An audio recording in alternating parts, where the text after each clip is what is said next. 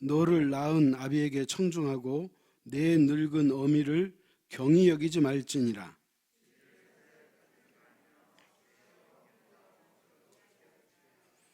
의인의 아비는 크게 즐거울 것이요 지혜로운 자식을 낳는 자는 그로 말미암아 즐거울 것이니라.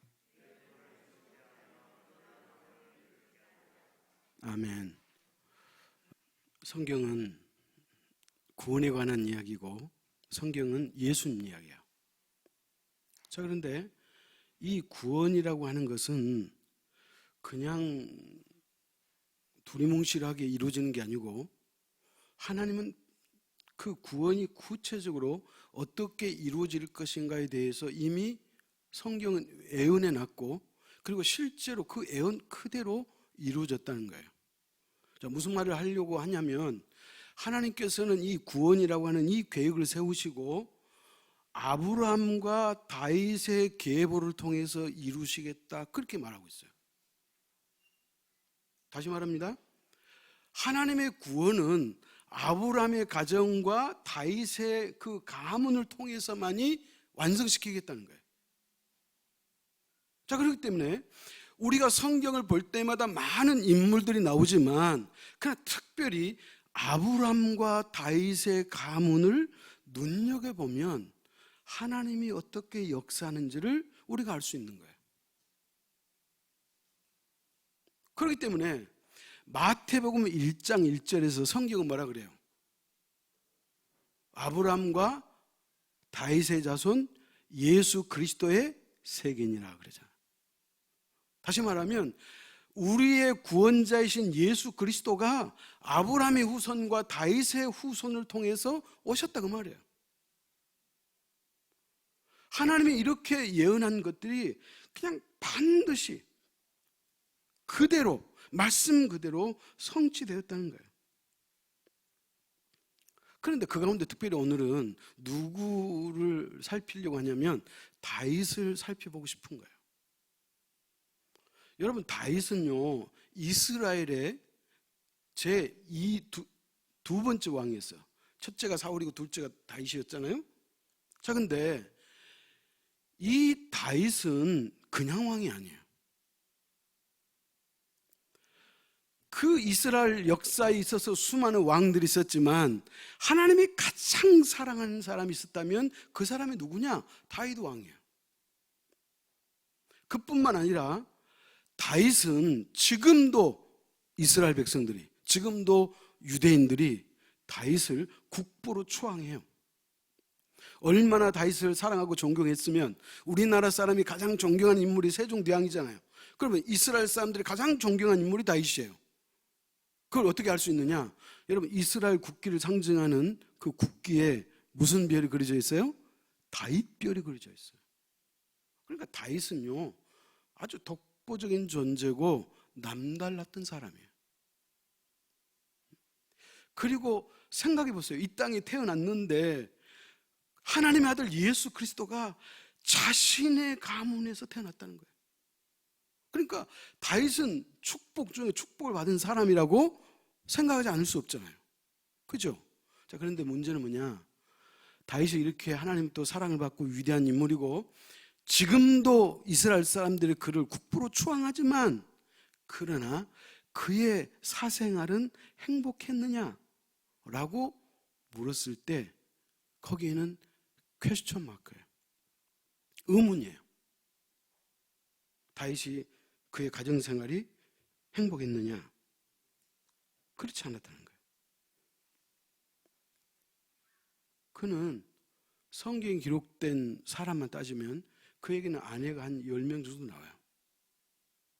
그리고 자식이 한 20명 정도 나와요.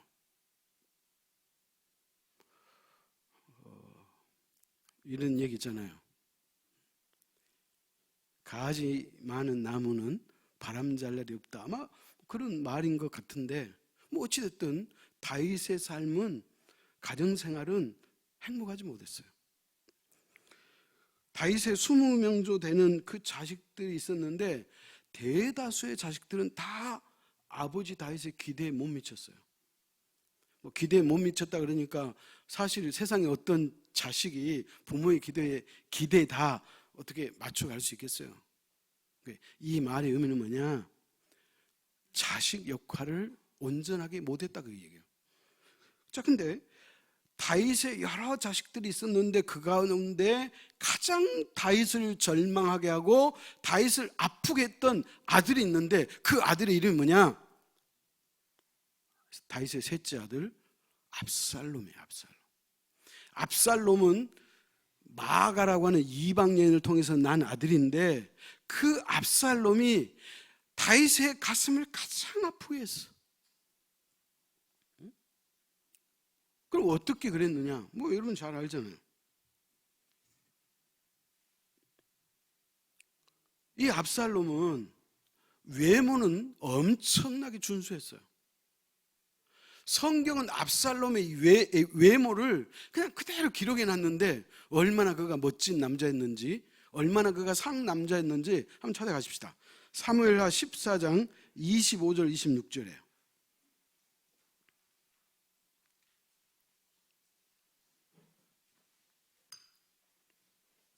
사무엘하 14장 25, 26절 교독합시다. 온 이스라엘 가운데서 압살롬같이 아름다움으로 크게 칭찬받는 자가 없었으니 그는 발바닥부터 정수리까지 흠이 없음이라.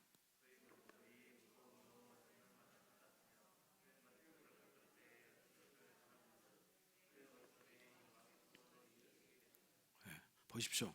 압살롬은 키도 크고 잘생기고 기티가 흐르고 그의 가장 자랑스러운 것은 그의 머리였어요. 그는 남자였음에도 불구하고 머리가 엄청 길고 그리고 그렇게 기름졌던 것 같아요. 응? 머리가 그냥 번들번들했어요. 그러니까 압살롬을 딱 보면 벌써 그의 머리가 첫 번째 눈에 띌 만큼 그는 자기 자신의 자랑거리가 머리였어요. 자, 근데 끔찍한 일이 벌어져요. 압살롬에게 장남이라고 있었는데 그 장남이 누구냐면 암논이에요. 암논. 근데 아까도 말씀드렸듯이 다윗은 부인이 10여 명 이상 됐기 때문에 자식이 20명이라도 다 각자 뭐예요? 패가 달라요. 배다른 자식들이에요. 자, 그런데 이 큰아들 암논이 압살롬의 누이 동생 다말을 성폭행해요. 겁탈을 했어요. 그러면 다 배다른 자식이라 그랬잖아요. 근데 이 압살롬에게는 다말이 여동생이 친여동생이야. 배다른 여동생이 아니고 친여동생이에요. 근데 제일 큰 형이 어쨌든 겁탈을 했어요. 그러니까 압살롬이 그때부터 복수의 칼을 갈아요. 내가 어떻게 해든지 내 형 이 암놈을 죽여버리고 말 테야. 그렇게 생각하고 실제로 그 암논을 죽여버려요. 그러니까 형제간의 살인사건이 일어나는 거예요. 자, 그런데 이 압살롬이 형 암논을 살해했다는 그 비보를 받고 다윗이 어떻게 했냐면, 제가 읽어볼게요. 사무엘하 13장 31절인데 왕이 곧 일어나서 자기 옷을 찢고 땅에 들어 눕고 그의 신하들도 다 옷을 찢고 모셔 선지라 그랬어요. 그러니까 다윗이 자기 옷을 찢었다는 말을 알잖아요. 그는 땅에서 뒹굴었다는 거예요. 그 극한 슬픔을 그는 견딜 수 없었다는 거예요. 그것도 동생의 형을 죽인 사건이니까 아버지가 어떻게 견디겠어요? 근데 압살롬이 그러면 이 짓만 했느냐? 그렇지 않아요. 압살롬이 어느 날 반란을 일으키잖아요. 쉽게 말하면 쿠데타를 일으켜가지고 아버지를 죽이고 자기가 왕이 되려고 반란군 이끌고 들어오잖아요. 여러분, 이게 자식이에요? 그래서 이 다윗이 압살롬 이 아들이 쿠데타를 일으켰다는 소식을 듣고 어떻게 해요? 아버지가 그 아들과 싸움하겠어요? 아버지가 도망가요. 이 아들을 피해서 아버지가 도망을 가요. 그런데 다윗은 말 그대로 버선발로 도망가거든요. 여러분, 이런 일이 있을 거라고 그 꿈에도 생각했겠어요? 그래서 이제 다윗이 도망을 갔고, 자, 그 다음에 다윗의 신하들과, 그러니까 쉽게 말하면 정부군과 다윗의 군사와 압살롬의 반란 군들이 서로 이제 싸우는 거예요. 여러분 이미 아시겠지만 다윗이 군대 장관에게 압살롬과 싸울 때 제발 압살롬 죽이지 마라 그래요. 아버지를 죽이고 왕이 되겠다고는 그 아들이지만 아버지가 어떻게 아들을 죽일 수 있겠어요? 자식은 아버지를 죽이려고 했어도 아버지는 자식을 죽이려고 하지 않았어요. 그래서 압살롬 죽이지 말라고 신신당부를 해요. 그러다가 이제 전쟁이 붙었네요. 근데 여러분 다윗의 정부군과 반란군이 서로 전쟁을 했는데 압살롬이 이길 수 있겠어요? 그래가지고 이 압살롬이 전쟁을 하다가 어쩔 수 없이 도망을 가요. 숲속으로 도망을 가는 거예요. 그런데 노새를 타고 도망을 가는데 아까 압살롬의 자랑거리가 뭐였다 그랬어요? 머릿결이었다 그랬잖아요. 그러니까 뭐 마치 터분을 두르듯이 아마 머리가 그렇게 길었던 것 같아요. 자, 그런데 이 압살롬이 노새를 타고 숲속으로 도망가다가 가지에 이 나무가 머리가 걸린 거예요. 그래가지고 노새는 지나가고 압살롬은 나무가지에 대롱대롱 매달려 있어요. 그때 다윗의 장수 요압이, 아마 제 기억으로 이 요압은 다윗의 조카였을 거예요. 이 요압 장수가 단금을 던져가지고 압살롬의 심장을 찔러버려요. 그럼 어떻게 돼요? 압살롬 죽어요. 자, 우리가 도덕적으로 봐도 마찬가지지만 영적으로, 신앙적으로 해석해도 마찬가지예요. 아버지를 죽이고 왕이 되려고 한 사람이 호의호식하고 그의 인생이 편안히 가겠느냐? 여러분 그렇지 않다는 거예요. 성경이 그것을 우리에게 보여주고 있는 거예요. 찾아가십시다. 사무엘하 18장 33절이에요. 첫 번째는 장남 암놈이 죽었다는 비보를 들었죠. 이번에는 압살롬이 죽었다는 비보를 들어요. 그때 다윗이 했던 그 눈물을 우리가 한번 살펴보자는 거예요. 사무엘하 18장 33절 같이 읽습니다.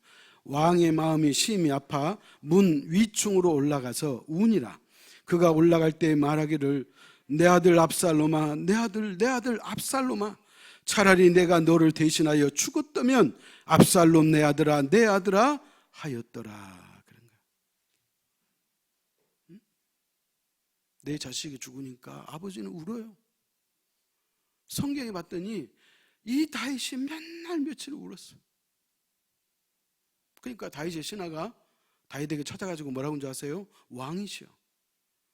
아니 왕을 몰아내고 자신이 왕이 되겠다고 역모를 꾸민 그 나쁜 놈을 죽였는데 그 나쁜 범인을 위해서 왕께서 우신다면 그 압살롬을 죽인 장수는 도대체 뭐가 되겠습니까? 그러니까 눈물을 거두십시오. 그렇게 말할 정도로 다윗이 누구를 위해서? 그 아들을 위해서 울었다는 거예요. 이게 부모 마음이에요. 이게 아버지예요. 자, 그렇기 때문에 성경은 뭐라고 이야기하느냐? 사도 바울은 예배소서 6장 2절 3절에서 이렇게 말합니다. 제가 읽습니다. 자녀들아 주 안에서 너희 부모에게 순종하라. 이것이 옳으니라. 내 아버지와 어머니를 공경하라. 이것이 약속 있는 첫 계명이니 이로써 내가 잘되고 땅에서 장수하리라. 한마디로 말하면 부모를 공경하면, 우리가 이 땅에서 부모를 잘 공경하면 우리가 이 땅에서 하는 일들이 잘 되고 뭐한다? 장수한다는 거예요. 장수. 이게 성경이 우리에게 약속한 하나님의 축복이에요. 여러분 하나님의 말씀 창세기부터 요한계시록까지 이 방대한 성경을 줄이고 줄인다면 출애굽기 20장에 나와 있는 10계명으로 줄일 수 있어요. 여러분 하나님의 계명이 몇 가지라 그랬어요? 613가지예요. 여러분, 학자들이 창세기부터 요한계시록까지 성경을 꿰뚫고 정리하고 뽑아봤더니 계명이 몇 개가 나왔느냐? 613개가 나왔어요. 너희는 이렇게 하라 이렇게 하라 하라는 명령은 365개. 여러분, 아이러니하죠? 우리가 1년이 365일이잖아요. 근데 하나님의 계명은 613개 중에 365개는 하라 이렇게 하라 이렇게 하라. 그리고 나머지 248개는 어떻게 하라? 하지 말라. 하지 말라는 계명이 248개예요. 그런데 이 613개 계명을 압축한다면 딱 10개로 죽는다면 그게 뭐냐? 10계명이에요. 여러분, 10계명 1계명부터 4계명까지는 뭐예요? 하나님과의 관계 이야기예요. 그 다음에 5계명에서 나머지 10계명까지는 사랑과의 관계 이야기예요. 아멘? 그래서 제가 여러분한테 말씀드리잖아요. 인생은 하나님과 함께 사는 것이요, 신앙은 뭐다? 하나님과의 관계요, 사랑과의 관계다. 신앙은 두 가지예요. 하나님과의 관계를 맺는 것이고 사랑과의 관계를 잘 맺는 거예요. 여러분, 이 두 가지를 잘하면 여러분은 성공한 거예요. 그렇기 때문에 여러분 10계명도 보십시오. 1계명부터 4명까지는 하나님과의 관계 이야기요, 5계명에서 10계명까지는 사랑과의 관계 얘기잖아요. 그렇다면 1계명에서 4계명 하나님과의 관계를 놔두고 하나님과의 관계 계명 6가지 가운데 첫 번째가 뭐예요? 내 부모를 공경하라 그러죠. 여러분, 이게 그냥 있는 게 아니에요. 하나님의 명령이에요. 내 부모를 공경하라. 여러분, 10계명 가운데 특별히 이 5계명은 그렇게 하면 내가 이렇게 축복해 줄 것이다, 그 말씀까지 기록되어 있어요. 그게 뭐예요? 그리하면 내 부모를 공경하라. 그리하면 내 하나님 여호와가 내게 준 땅에서 내 생명이 길리라. 하나님이 그렇게 말씀하고 있다는 거예요. 자, 그런데 압살롬이 오늘 이 성경 말씀에 비춰본다면 그가 자기의 아버지 다윗을 공경했어요? 불효했어요? 불효 중에 상불효죠. 형제간에 살인을 저질렀죠. 아버지를 죽이고 왕이 되겠다고 쿠데타를 일으켰기 때문에 그의 말로가 비참할 수밖에 없는 거예요. 자, 그런데 이 다윗의 여러 아들 가운데 다윗의 마음에 가장 소위 말하면 마음에 든 다윗이 사랑한 아들이 있었네요. 그 아들이 누구예요? 솔로몬이에요. 여러분, 솔로몬의 어머니는 누구였죠? 밧세바. 우리아의 아내 밧세바였어요. 뭐 어찌됐든지 간에 그 밧세바를 통해서 난 아들이 솔로몬인데 그 아들은 아버지를 잘 섬겼어요. 그거 어떻게 할 수 있느냐? 솔로몬이 왕이 됐잖아요. 그죠? 그 왕이 돼가지고 솔로몬이 첫 번째로 한 일이 뭐예요? 그 아름다운 예루살렘 성전을 건축했어요. 그러면 목사님, 왜 솔로몬은 그가 왕으로서 하고 많은 일들 가운데 어찌 첫 번째 일로 예루살렘 성전을 지었답니까? 그렇게 질문한다면 그 이유는 뭐냐? 그의 아버지 다윗이 그렇게 그 일을 하고 싶었어요. 그러니까 솔로몬이 예루살렘 성전을 건축한 것은 자신의 뜻으로 지은 게 아니고 아버지의 뜻을 이루어드리려고 솔로몬이 건축했음을 믿으시기 바랍니다. 여러분 아시잖아요. 다윗은 자신이 백양목 궁전에 살고 있는데 하나님의 임재를 상징하는 하나님의 법궤는 천막 안에 있는 거예요. 그러니까 다윗은 늘 거기서 마음이 걸렸어요.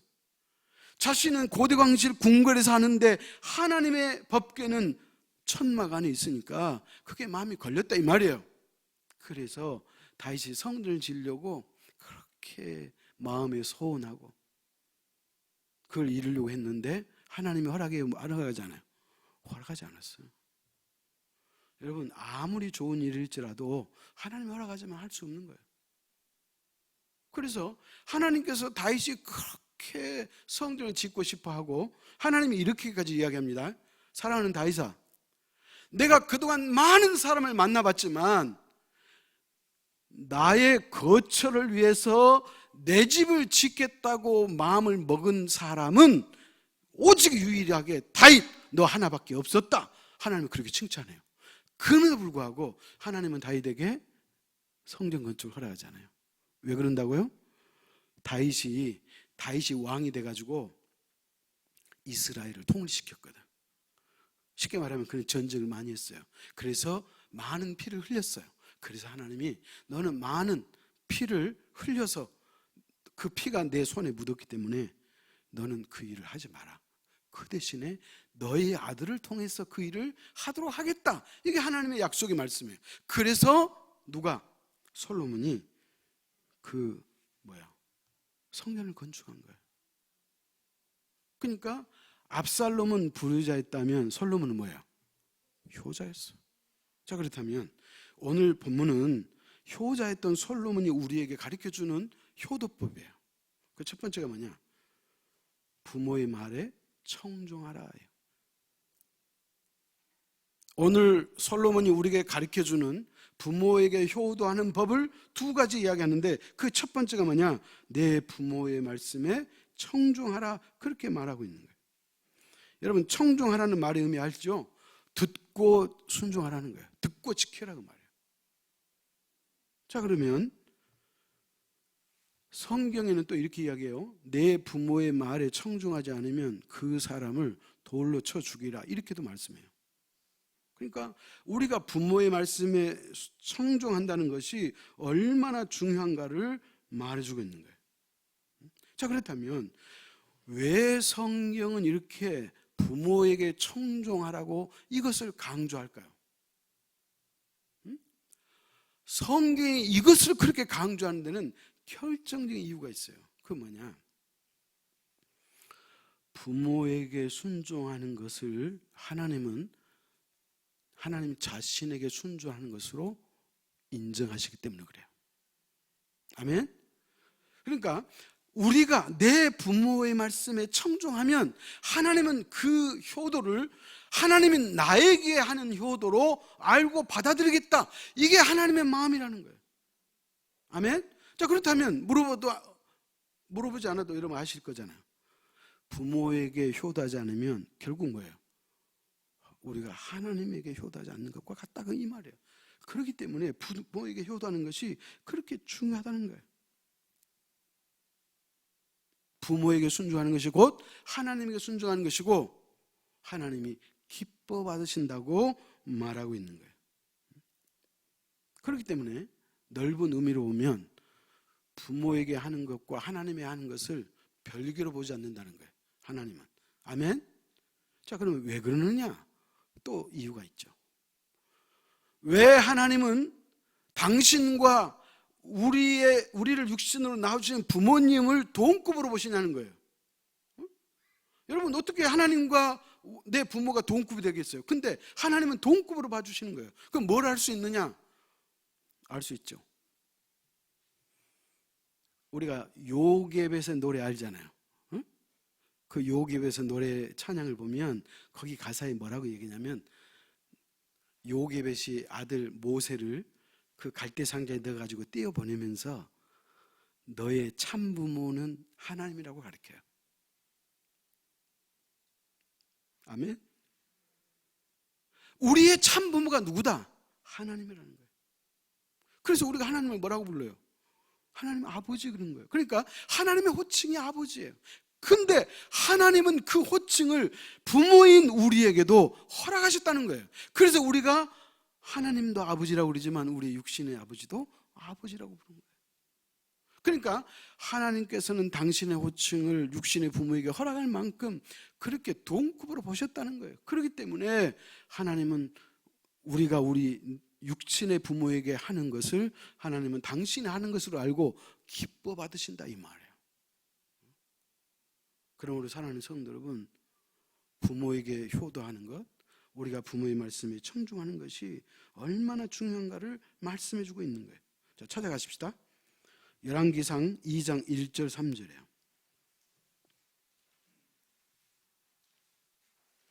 열왕기상 2장 1절에서 3절 교독합니다. 다윗이 죽을 날이 임박하매 그의 아들 솔로몬에게 명령하여 이르되,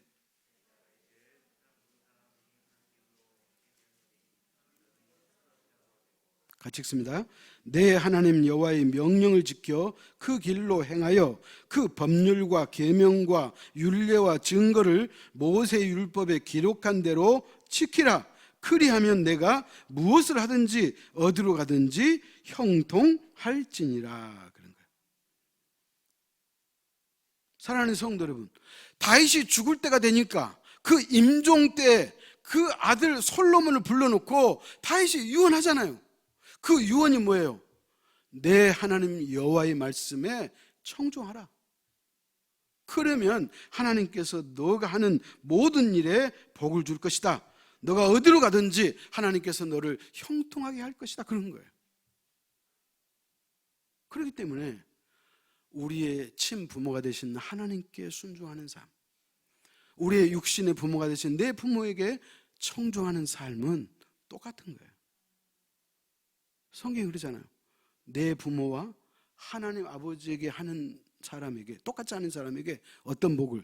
똑같은 복을 주신다는 거예요. 이게 축복받는 비결인 것을 믿으시기 바랍니다. 그 다음에 두 번째는 뭐냐? 너의 늙은 부모를 무시하지 말라. 그렇게 이야기하는 거예요. 오늘 본문에는 경히 여기지 말라 그랬잖아요. 가벼이 여기지 말라. 여러분, 우리가 조심해야 될 일이에요. 내 부모를 가볍게 여기지 마라. 무시하지 말라는 거예요. 부모에게 잘 복양해 주지 못해도 괜찮아. 아니, 우리의 형편이 안 돼가지고 내 부모를 잘 복양해 주지 안 해도 괜찮아. 그런데 성경은 뭐라 그래요? 결정적으로 무시하지 말라. 그렇게 말하고 있는 거예요. 여러분, 오늘날 많은 사람들이, 많은 부모들이 자식들로부터 무시당하고 심지어는 학대받은 사람도 있고요. 심지어는 죽이는 사람도 있어요. 부모를. 물론 부모가 자식을 죽이는 사람도 있죠.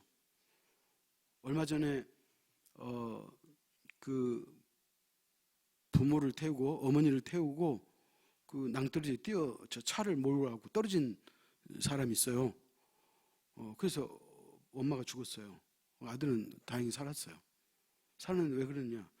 이제 이 어머니가 치매가 와가지고 자기가 보살펴기 너무 힘들었던 것 같아요. 그래서 그 일을 했어요. 그래서 자기까지 같이 죽으려고 했는데 이제 자기는 죽지 않았다는 거예요. 뭐 어찌됐든 오늘 성경은 뭐라 그래요? 내 부모를 무시하지 말라, 경히 여기지 말라, 그렇게 얘기하는 거예요. 자, 마지막으로 신명기 27장 16절 찾아가십시다.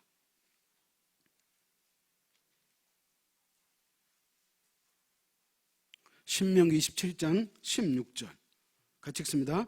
그의 부모를 경홀히 여기는 자는 저주를 받을 것이라 할 것이요 모든 백성은 아멘 할지니라. 여러분, 이 말의 의미가 무슨지 아시죠? 자, 제가 먼저 읽으면 여러분은 아멘만 하시면 돼. 너의 부모를 경홀히 여기는 자는 저주를 받을 것이라. 아멘. 여러분 보십시오. 성경은 신약이든 구약이든 똑같이 이야기하는 거예요.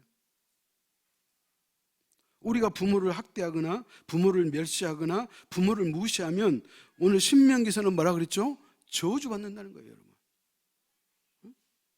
왜 성경은 이렇게 무서운 말로 우리에게 경고할까요? 여러분, 성경이 여러분을 겁주려고 그럴까요? 그렇지 않아요.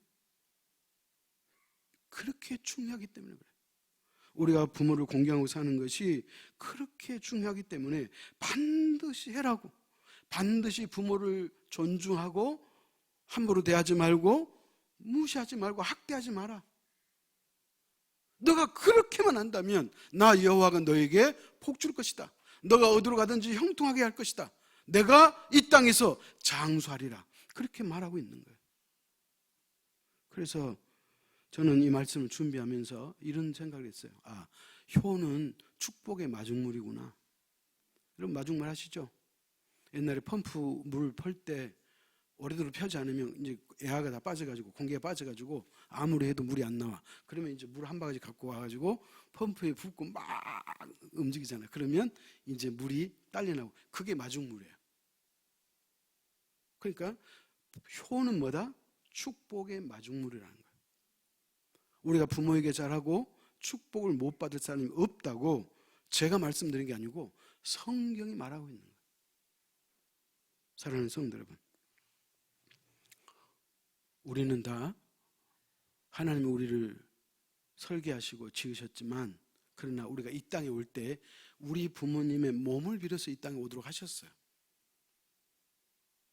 그렇기 때문에 내 육신의 부모를 마치 하나님처럼 죽게 하듯 하라는 말이 있잖아요. 여러분, 예수님께서 이 땅에 오셔서 하나님의 말씀에 그는 철저하게 순종하잖아요.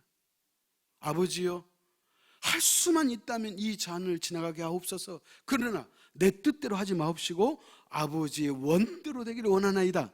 예수님의 겟세마네 동산에서 마지막 밤 기도할 때 십자가를 지고 싶지 않았지만 그러나 내 뜻대로 하지 마시고 아버지의 뜻대로 되기를 원합니다 그랬잖아요. 여러분, 그런 자세. 그래서 오늘 이 시간 하나님이 우리에게 주신 이 말씀을 기억하고 나를 낳아주시고 나를 기르신 부모님을 사랑하고 존경하고, 이미 저처럼 가신 분들도 계시겠지만 그러나 아직 부모님이 계시다면 우리에게 기회를 주신 것이므로 부모를 잘 섬겨서 여러분의 인생이 축복될 수 있기를 축원합니다. 기도하겠습니다. 하나님 아버지, 오늘도 하나님의 말씀을 통하여 우리에게 그 말씀의 의미를 깨닫게 하시고 가족이 얼마나 소중하며 그 가운데 특별히 나의 육신의 부모가 얼마나 소중한지 하나님이 10계명을 설정하면서 인간관계에서 제1계명으로 말씀했던 것을 우리가 기억합니다. 아버지 하나님, 오늘 솔로몬이 지은 잠언서를 통하여 그가 자신의 아버지에게 효도했던 자로서 오고 온 후배들에게 너희는 부모에게 이렇게 하라고 2가지 교훈을 말씀하고 있는데 부모님 말씀에 청종하라고 했사오니 부모님의 말씀을 겉듣지 않게 하시고 듣고 순종할 수 있고 그리고 듣고 실천할 수 있는 우리가 되어서 하나님의 축복이 임할 수 있도록 역사하여 주옵소서. 또한 내 부모를 가볍게 여기지 말라 그렇게 말씀했사오니 부모를 무시하거나 부모를 학대하지 않는 그런 부모에게 효도하는 하나님의 자녀의 백성이 될 수 있도록 축복해 주셔서 성경이 언약하고 성경이 약속한 그 복을 우리 모두가 받아 누릴 수 있는 하나님의 자녀요 백성이 될 수 있도록 역사하여 주옵소서. 예수님의 이름으로 기도하옵나이다. 아멘.